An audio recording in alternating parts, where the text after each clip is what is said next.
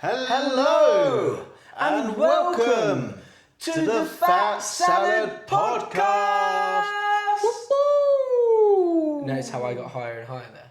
Yeah, because everyone knows touch. that pitch is equal to excitement. Exactly. Because if I say, hello and welcome to the Fat Salad Podcast. Oh my God, what's happening? Everyone would be freaking out. Yeah, don't ever do that again. What do you mean? You should do kids' parties. You should introduce kids' parties and then just walk around. I'm Mickey Mouse. Yeah. Can you do balloons?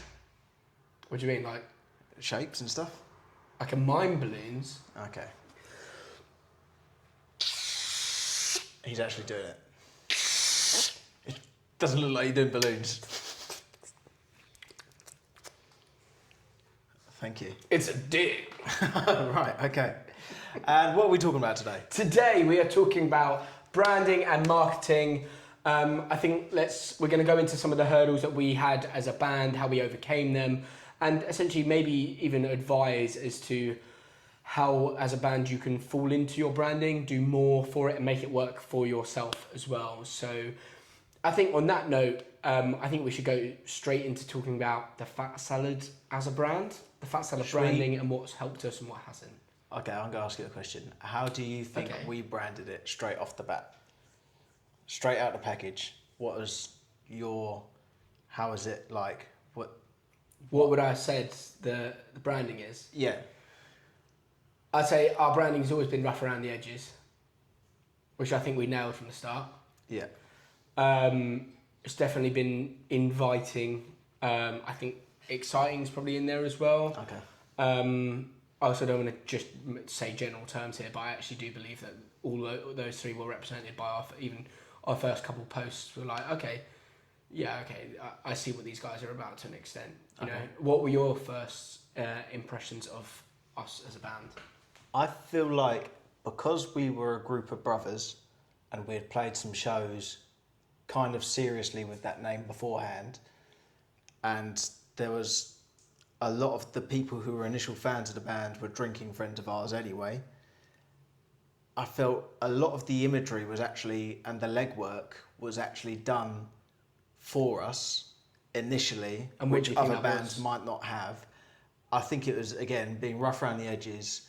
We had a couple of very local, chaotic shows, which helped brand things and earn trust in what we're giving as well. Yeah, and just sort of the younger 20s, sort of guitar music, like crazy haircuts.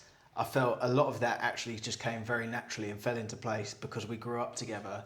A lot of our influences also just sort of, not that all of us are the same, but I felt a lot came together before we even became a band, just through the advent of hanging out together. I will 100% agree with that. I think for us, it was actually fortunate because it was very easy to do stupid things together, which was quite easy to film content and then like kind of put out there. And also just like, I also feel we were very real with how we are as people. Yeah. I don't think we hid much, which was actually really important because I think a lot of people, what we're missing nowadays on social media is actually that element of like realness and trust with the content maker. Yeah. And I think we cut through that very quickly. Even like all our content was talking to the camera. Like we'd put stories up of us just chilling, doing stuff that you'd assume we were doing. We still do that, yeah. Do you know what I mean? And I think that was actually a really easy way to serve what we're trying to build. Low hanging fruit for us. Not for other people, but for us. And I definitely agree with the fact that like, even like before we'd started doing the band stuff, like our branding is like not a family, but there were 3 Goddans in there, and we did like people know what they're getting with us. Do you know what I mean? So for those who don't know, me and Aydan are brothers, and then Aaron, our first drummer, Aaron, is our other brother. So we had a very family-oriented dynamic straight off the bat, which has been useful and still is useful, and now it's mainly, I'd say you and I head up the promo side of things, and we're the face of the band in terms of public dealings 9 times out of 10. But I feel like now we're actually navigating onto the marketing and the branding side of things. Like we naturally fell into that as well. I actually think Aaron not being part of the band, sometimes it would have been too much. I think maybe to have all, like more than 3 or 4 people, all doing the social media side of things does make it quite hard. I actually think it's actually a bit more confusing as well for the consumer. Yeah, definitely. If you see what I mean, like you're receiving all these different types of people, and there's more chance of you actually not getting on with all of them. Yeah. As well. So from a branding perspective, after that initial sort of chaotic angle, how would you say we developed that and started, before we actually started looking into branding ourselves as a band, how do you think we then started to climb on that ladder and think about it a little bit more seriously? What steps do you think we took? I think we did some engaging things on the story. I think the first thing I can say was when me and Aaron both dyed our hair blonde, completely blonde. It was an awful look, but it was enough that, like, do you know what? Actually, even aside from the band, it probably would have happened at some point. It made complete and utter sense to do it for a show. It wasn't for the show. It was for the show. Right. And I actually think that fell into what we're doing quite quick. Yeah. It's quite funny, and also I think it just showed that we weren't really. We didn't take ourselves too seriously, and I think that was an important and relatable part of our branding. Yeah. What would you say the steps we took were? I'd say following on from that, as you mentioned, we're quite direct with the camera in terms of socials. I think 9 out of 10 bands, that's not a true statistic, but from what we come across, will just slap a poster up and just say this is happening, when and where, and then they'll also they might do a reel revolving around a gig that's happening, but there's no direct, hey, I know you've got money in your wallet sort of thing, use that to buy a ticket to our show and come and drink beer with us. And I feel like that sort of played into the boisterousness and the chaos of the energy we bring, which is, again, true to what we do on stage. If we weren't like that, if that was different on stage, then people wouldn't come again. And then if we were like that on stage but not like that on the socials, then people wouldn't engage on the socials. So I feel like through authenticity, we've actually sort of hit quite a sweet spot in terms of our branding. And that means arguably we don't actually have to try too hard because we're true to ourselves and we've built the band up around that. There's no filters, and I'd argue filters are actually a barrier that you need to overcome to post something, right? And because everything's stripped back and easy for us, it makes it so accessible just to put something up. Yeah. Do you know what I mean? If we had like not an alias or something else, or we weren't true to the branding that we have, it's much more difficult to get a load of content together because you have to be that person for that time. Whereas for us, it's just kind of like, oh, okay, that's a really good idea. Let's run with that. Let's film it right now. Can you think of any pitfalls that you've seen? Don't give examples because it's not that kind of podcast, but any pitfalls you've seen in terms of branding and marketing that haven't stood the test of time or achieved the goal people want to achieve? I'm drawing a blank on that, and I think... But that in itself is evident or something. Yeah, I think we've definitely met people as a band that I wouldn't say felt like a true experience. Like, we've definitely been out trying to network ourselves, which is an important part of the networking and the branding that we have. But I've definitely experienced it where you can just tell I'm not getting 100% of this person right now. Yeah. And I actually think that's something that we are almost adamant of not doing. I think now, just to lean into this side of the conversation a little bit, it's we put on pre-gig parties and we used to put on after parties as well, which I think was a really cool thing, and to get in the core of the fan base that comes along for us. We should do another one. We haven't done one. 100%. We haven't done that for a while, but it's a really useful trick to have people come before. Yeah. Say hi. As much as we've got our sound checks and we're busy and we're doing social stuff, we're saying hi to everyone. And I actually think that's a really easy thing to do for a band that works wonders with keeping people engaged with your content and your journey. And it's super easy and it's not transactional at all. I personally, I'd say I'm the main networker of the band. Realistically, you do some as well, but I would say I do the majority of it.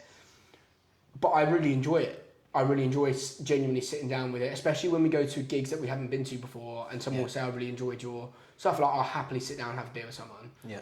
I think I did that in Leeds multiple times. We ended up sending them shirts. Yeah. Do you know what I mean? And it's things like that I think are really easy to do.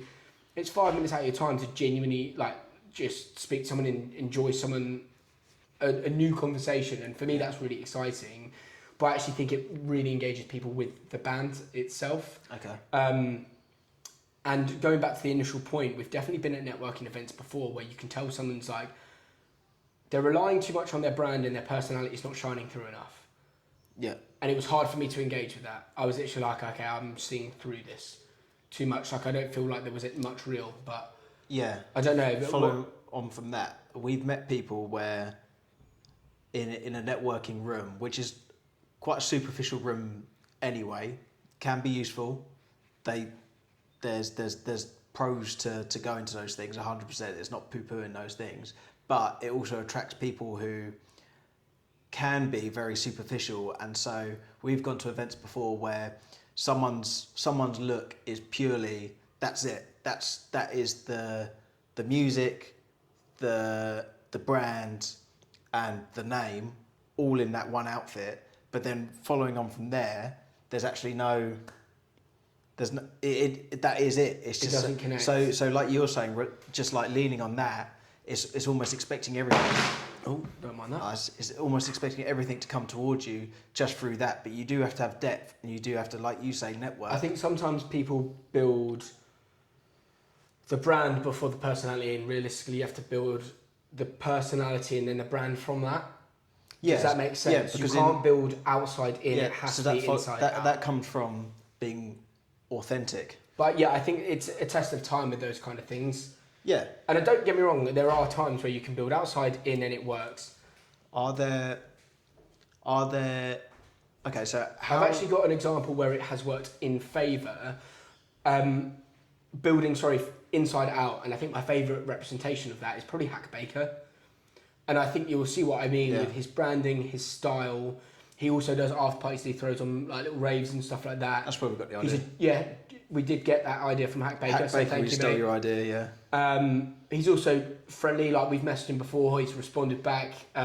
He's always been like quite nice. There's a summer when every time you had a Guinness, we sent him a picture. And 9 times out of 10 he'd respond, which was but it's so little like that, and I think he's done it well, where it's like, even like his brand and everything, and he's built it himself, I just think it's impenetrable. Like, I can't see through it, and that's a good thing because his brand is built from his personality. Yeah, because it feels authentic. And it is so authentic. So, like, 100%, I think Hack Baker's the best example I can think of at the moment.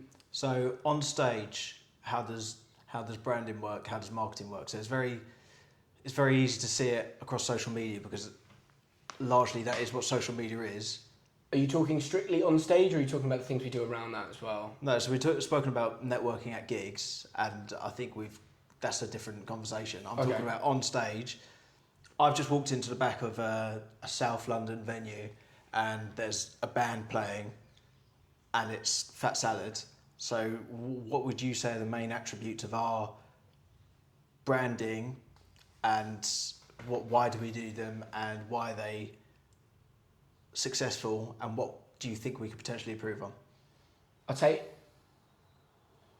energy is a really important thing, and I think we deliver that well. And I think one of the best times that sometimes it's easy for us to not experience that ourselves because we do it so often.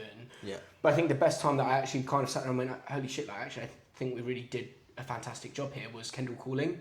Yeah. Where we had a lot of people. There was someone going around rating people, and he rated Roy Otis 8 out of 10 and us 9 out of 10. Oh yeah. And obviously it's some guy's opinion, but for me it was like, so I love Roy Otis. So for me it was kind of like wow. But I think it was a testament to what we can deliver on stage and how much we can engage with people. And I think engagement's the next part, because energy is one thing, but directing that energy towards the crowd in a way that gets them involved 100%. Is actually a different skill. Yeah.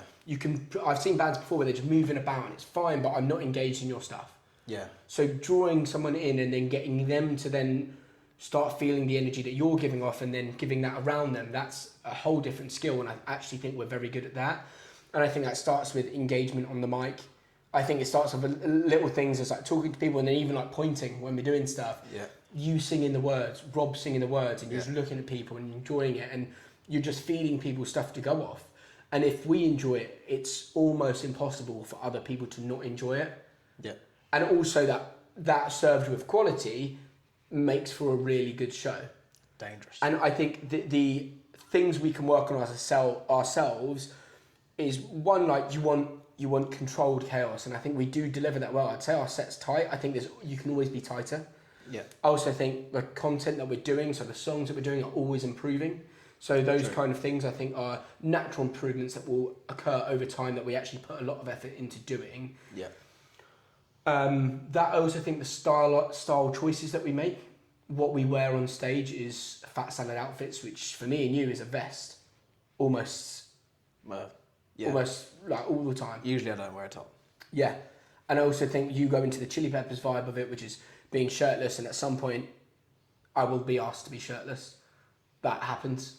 And that's now part of the branding. Like I have a lot of people actually ask me like, why do you guys actually take shirts off at gigs? And like for you, actually, obviously I've got my own side of that, but for you, why do you like it? Aside from the fact that you want to show off your abs. It's, for me, for music, I've always really enjoyed Chili Peppers. It's just, I see it as more of a sign of creative freedom. It's like you're more free. It's liberation, isn't it? Right? Yeah. And so subconsciously, I always like to think that the audience are like, oh, they're just like loose. They're just like, they're enjoying it. They're having fun. Also, it's warm, and also it just feels good. It feels primal, and it feeds into that thing of energy. And it's, if you turn around and I got my top off and I'm like having a good time, like you say, it's like, well, I'm probably going to have a good time as well. Yeah. And so is Nathan, and so is Rob. And if four of us are having a good time, the room's probably going to have a good time. Do you think there's a line to walk there? Because I've definitely walked in on a gig before and seen someone shirtless and been like, the energy's not matching. It's actually, I don't know, it's icked me out a bit. I've definitely experienced that.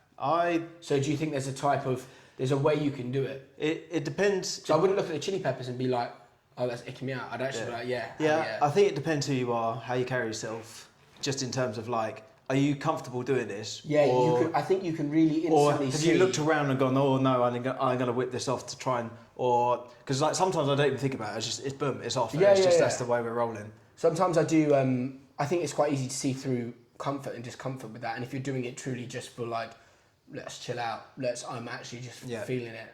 You can see that. Cage the Elephant, another example. Just like tops off and they're just having a good time. No one cares. And those are, I mean, going back to the initial question of what do we do on stage, I think those are the kind of things that really serve us well. Are there any bits that you think you could add from our stage time that you think really serves the brand?